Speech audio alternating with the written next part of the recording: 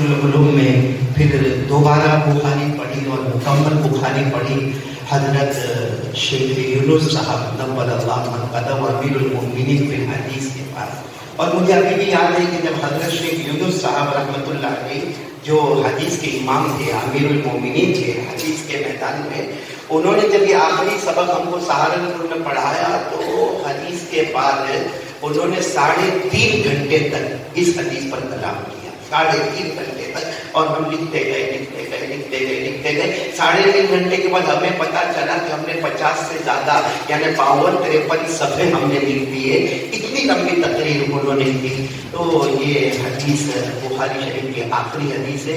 ویسے اب جو حدیث کا سبق ہم پڑھیں گے تو بہت سی باتیں ایسی ابھی میری زبان پر آئے گی جو لوگوں کو نہیں سمجھ میں آئے گا، کیونکہ تقریر ایک الگ چیز ہوتی ہے اور درس ایک الگ ہوتا ہے. تقریر میں یہ ہوتا ہے کہ جو ہماری جنتا ہے، جو ہماری پبلک ہے، جو عوام ہے، ان کو سمجھانا ہوتا ہے. باقی درس جو ہے وہ ہر ایک کے پلے نہیں پڑتا. کیونکہ ظاہری بات یہ بچوں نے فارسی پڑھا، اس کے بعد عربی پڑھا، اس کے بعد نحو و صرف پڑھا، فصاحت و بلاغت کو پڑھا، منطق کو پڑھا، اصول تفسیر اور اصول حدیث کو پڑھا. اب جا کر یہ بخاری میں آئے ہیں تو جو زبان میں ہم ان سے باتیں کریں گے وہ اکثر لوگوں کو سمجھ میں نہیں آئے گا. اس لیے ابھی سے معافی چاہتا ہوں، ورنہ لوگ کیا سمجھ کے حضرت مفتی صاحب کے قاری احمد علی بیٹھے ہیں تو پھر وہ بیان کریں گے. بیان نہیں کرنا، بیان الگ چیز ہوتی ہے، درس الگ ہوتا ہے.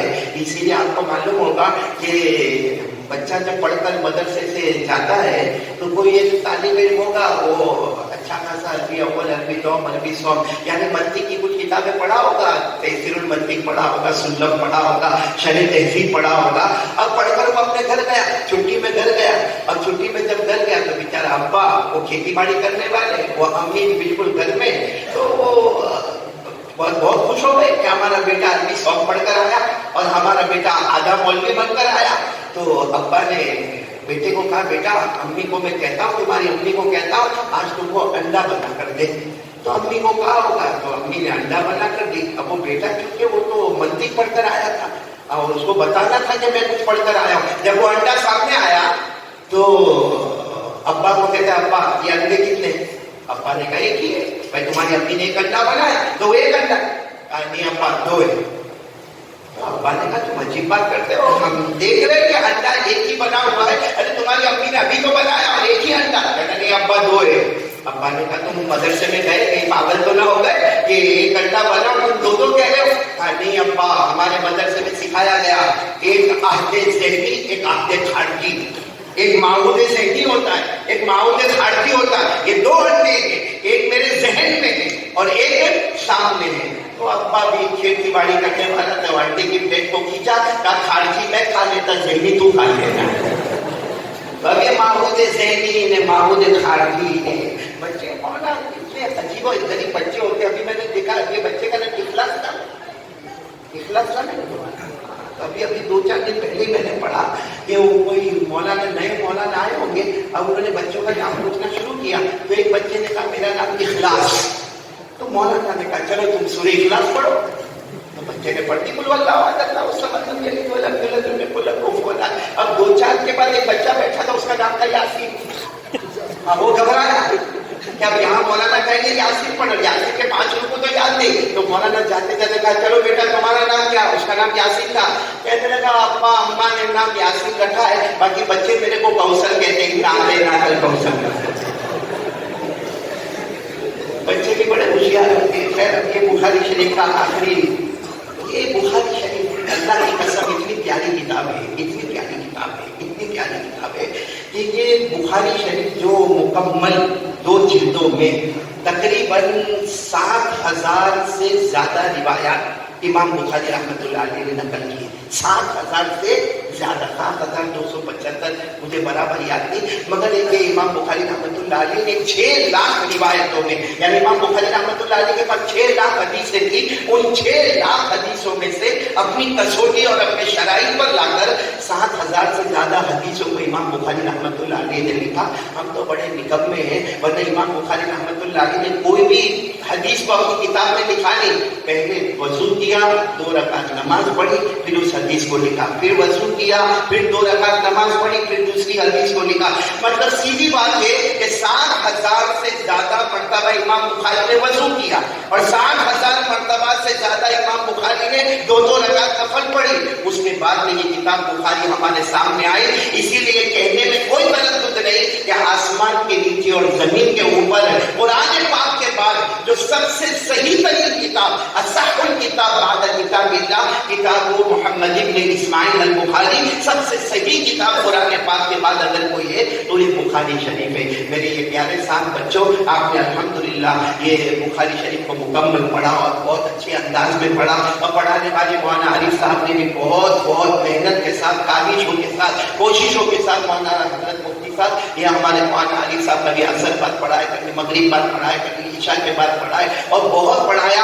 اللہ تعالیٰ آپ کے پڑھنے کو قبول فرمائے. اور میں پبلک کو اور سارے لوگوں کو بتا دوں یہ بخاری اتنی پیاری کتاب ہے، اتنی پیاری کتاب ہے کہ بہت بڑے امام گزرے علامہ طیالسی رحمۃ اللہ علیہ، علامہ طیالسی رحمۃ اللہ علیہ، وہ اپنے زمانے کے بہت بڑے بزرگ تھے، بہت بڑے اللہ کے ولی تھے. علامہ طیالسی انہوں نے خواب دیکھا، خواب میں دیکھا کہ جناب نبی کریم صلی اللہ علیہ وسلم بھی ہے، حضرت ابو بکر بھی ہے، حضرت عمر بھی ہے، حضرت عثمان بھی ہے، حضرت علی بھی ہے. یعنی وہ کتنا پیارا خواب ہوگا جس میں اللہ کے رسول بھی آئے اور چاروں خلفاء اربعہ حضرت ابو بکر و عمر و عثمان و علی بھی ہے. تو علامہ طیالسی کے میں نے خواب میں پوچھا آپ سب کیا کر رہے ہو؟ تو سب نے کہا ہم ایک شخصیت کا انتظار کر رہے ہیں. تو علامہ طیالسی نے خواب میں کہا آپ سے بڑھ کر کون شخصیت ہوگی؟ آپ اللہ کے رسول ہے یا ابو بکر ہے یا عمر ہے یا عثمان ہے یا علی ہے رضوان اللہ تعالی علیہم اجمعین، ان سے بڑھ کر کون سی ہستی ہوگی؟ تو کہا نہیں وہ ہستی آ رہی ہے.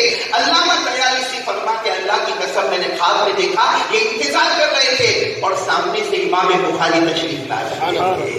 تو یہ بہت ہی پیاری کتاب امام بخاری رحمۃ اللہ علیہ کی. ایک بہت بڑے محدث گزرے ہیں ابو زید مروزی، ابو زید مروزی رحمۃ اللہ، بہت بڑے بزرگ گزرے. وہ بھی حدیث کے امام تھے، محدث تھے، بہت ساری حدیثوں کی کتابیں پڑھایا کرتے تھے. ایک دن یہ بھی سوئے رات کو، ابو زید مروزی رات کو سوئے، خواب میں جناب نبی کریم صلی اللہ علیہ وسلم کو دیکھا. ہمارے نبی نے بہت مبارکبادی دی کہ ابو زید مروزی تم بہت حدیث کی کتابیں پڑھاتے ہو اور تم میری باتیں لوگوں تک پہنچاتے ہو، لیکن میری کتاب کیوں نہیں پڑھاتے؟ یعنی اللہ کے رسول فرما رہے اے ابو زید میری کتاب کیوں نہیں پڑھاتے؟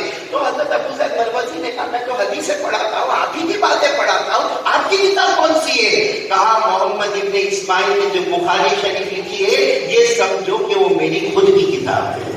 تو یہ کتاب کی نسبت بہت اونچی ہے.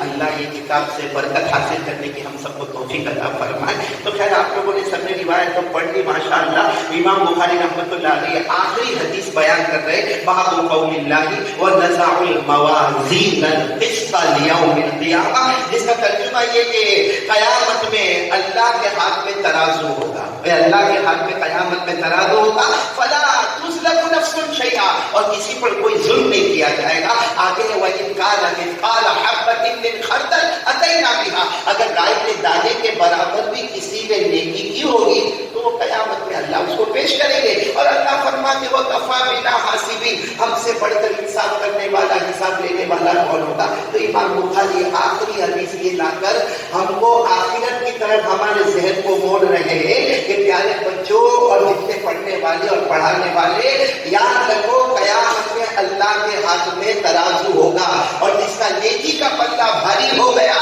وہ جنت میں جائے گا، برائی کا پلہ اللہ معاف کرے وہ جہنم میں جائے گا. فَأَمَّا مَنْ ثَقُلَتْ مَوَازِينُهُ فَهُوَ فِي عِيشَةٍ رَاضِيَةٍ وَأَمَّا مَنْ خَفَّتْ مَوَازِينُهُ فَأُمُّهُ هَاوِيَةٌ. پھر یہاں ایک اشکال یہ ہوتا ہے کہ قرآن کریم میں وَنَزَعُ الْمَوَازِينَ، یہ موازین جو ہے جمع، الموازین یہ جمع ہے، اس کا واحد ہے میزان. اور جو واحد میزان اس میں بھی تعلیم ہوئی، آپ نے بہت پہلے عربی اول میں پڑھا ہوگا کہ میزان اصل میں میوزان تھا، واو ساکن ما قبل کسرہ، واو کو یا سے بدل دیا تو ہو گیا میزان، اور پھر میزان کی جمع ہو گئی موازین. اب یہاں ایک اعتراض ہے جس کے محدثین نے بہت جوابات دیے ہیں. اعتراض یہ ہوتا ہے کہ موازین یہ جمع ہے، اس کا مطلب ہے کہ اللہ کے ہاتھ میں بہت سے ترازو ہوں گے. وَنَزَعُ الْمَوَازِينَ یعنی اللہ فرماتے ہم بہت سے ترازو رکھیں گے. اور بعض حدیثوں میں ہمیں پتہ چلتا ہے کہ اللہ کے ہاتھ میں ایک ہی ترازو ہوگا. تو بہت ترازو ہوں گے یا ایک ترازو ہوگا؟ تو اس کا جواب یہ ہے کہ اللہ کے ہاتھ میں ترازو تو ایک ہی ہوگا. آپ بچے سمجھے، اللہ کے ہاتھ میں ترازو تو केजी होगा, लेकिन वो तराजू इतना वसी होगा, इतना लंबा होगा, इतना चौड़ा होगा, इतना कुशादा होगा कि वो एक तराजू कई हजार तराजू के मुमासिल होगा। तराजू तो एक ही होगा अल्लाह के पास, लेकिन उसकी लंबाई को, उसकी तिवालत को, उसकी चौड़ाई को, उसके अर्ज को, उसकी कुशादगी को देखकर कुरान करीम ने फरमाया और नज़ाउल मवाज़ीन, कि बहुत से तराजू होंगे। और हकीकत में तराजू इतना लंबा चौड़ा होगा, क्योंकि हमारे यहाँ पर अगर तराजू बोलते ना तो हमको वो दुकानों का तराजू याद आता है। आपने देखा होगा दुकान वाला ये उठा लेता है, एक पल्ला इधर होता है, एक पल्ला इधर होता। अल्लाह का तराजू ऐसा नहीं होगा। एक मर्तबा एक बहुत बड़े नबी हजरत दाऊद अलैहिस्सलाम और हजरत दाऊद अलैहिस्सलाम उन्होंने तमन्ना की कि अल्लाह मुझे तराजू देखना, अल्लाह कयामत में जो तराजू आपके हाथ में होगा वो मुझे देखना। तो अल्लाह ने फरमाया मेरे दाऊद तुम देख नहीं पाओगे, तराजू बहुत बड़ा है। हजरत दाऊद अलैहिस्सलाम ने फरमाया अल्लाह बता देना, अगर तू बताए तो कोई हरज की बात नहीं, और अल्लाह तेरा कोई नुकसान भी नहीं। अल्लाह ये बता देना कि कयामत में आपके हाथ में तराजू कैसा होगा। अल्लाह ने फरिश्तों को फरमाया पर्दा उठाओ। जैसे पर्दा उठा और जो कयामत में अल्लाह के हाथ में तराजू होगा वो तराजू सामने आया।